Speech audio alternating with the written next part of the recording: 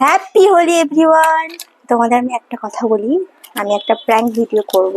মা যেহেতু বলেছে আজকে রং খেলবে না, তো এই যে আমি একটা রং নিয়ে নিয়েছি, আমি হাতে নিব। চলো রান্নাঘরে দেখি মা কি করছে।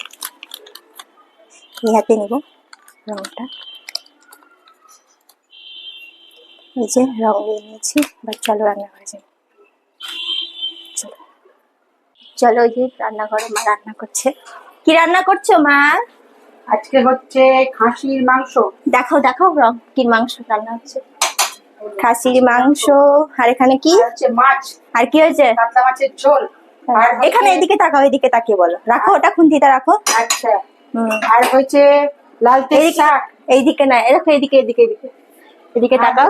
লাল তেল শাক।